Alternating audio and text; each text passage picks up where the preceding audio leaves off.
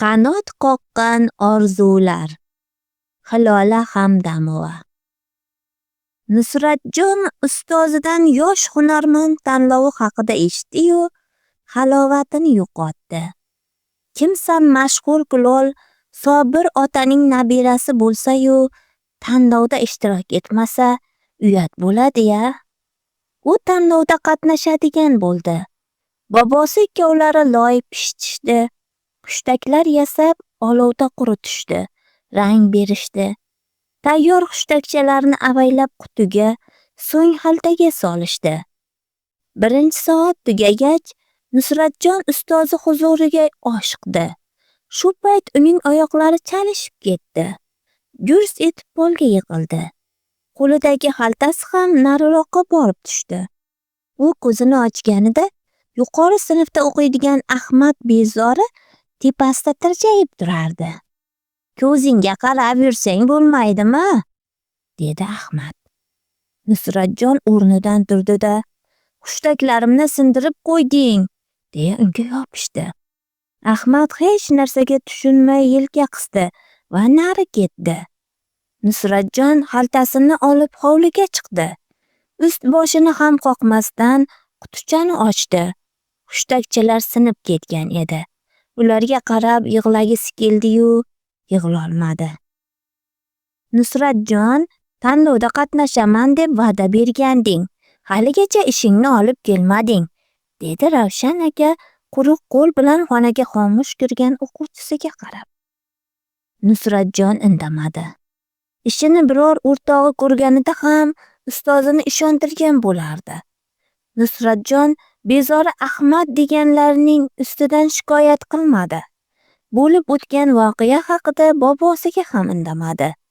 Kechga tomon hech kimga bildirmay ustaxonadan xonasiga loy olib keldi.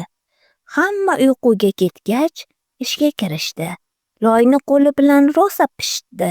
Bobosi o'rgatganlarini takrorladi. Hushtakchalariga teshiklar qildi. Ko'ngli to'lmaganlarini buzib tashlab, qaytadan yasadi. 3 kecha shu ish bilan ovora bo'ldi.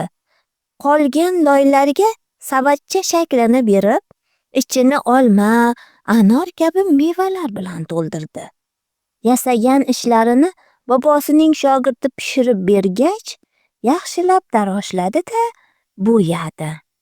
Tayyor o'yinchoqlarini qutichaga solar ekan, yuragida urib turgan mitti orzularini avaylab terayotgandek edi. "Ustoz, haligi, men ishlarimni olib keldim", dedi Nusratjon o'qituvchisining oldiga kelganida so'z topolmay. "Kechikdik. Bugun tanlov boshlandi. Ishtirokchilar kecha ko'rgazmalarini tayyorlab ketishgan. Men o'quvchim betob bo'lib qoldi deb xabar jo'natdim. Endi darsga bor", dedi Ravshan aka xotirjam ohangda. Nusratjonning yuragi qalqib ketdi. "Bobom mening yutug'imni ko'rmoqchi edilar. Endi ularga nima deyman? O'z qo'llarim bilan yasagandim." Nusratjon shunday deb qutini ustozning stoli ustiga qo'ydi-da, sekin xonadan chiqdi. 10 tun ishlab toliqmagan Nusratjon og'ir charchoqni his qilib, ortiga qaytar ekan, "Sobiro!" degan hayqiriqdan hushiga keldi. "So'mkangni xonamda qoldir. Men mashinamda bo'laman. Ulgurishimiz shart", deya ustoz qutini ko'targancha shoshib kelardi. Ha, ular ulgurishdi. Ulgurganda ham hammadan oxirida tanlov zalining bir chekkasidan qimtinibgina joy olgan Nusratjon tanlov yakunida shohsupaning to'riga ko'tarildi. Nusratjon yasagan hushtak, mevali savatchalar qo'lma-qo'l bo'lib ketdi. Eng zo'r sovrin Nusratjonga tegdi va keyingi bosqichga yo'llanma oldi. U hamma charchoqlarini butkul unutgan edi. Ertasi kuni maktabga kelgan Nusratjon yo'lakda Ahmadni uchratib qoldi. Ahmadning yuzi shilingan, qo'llari ko'kargan edi. U zinadan yiqilib tushibdi.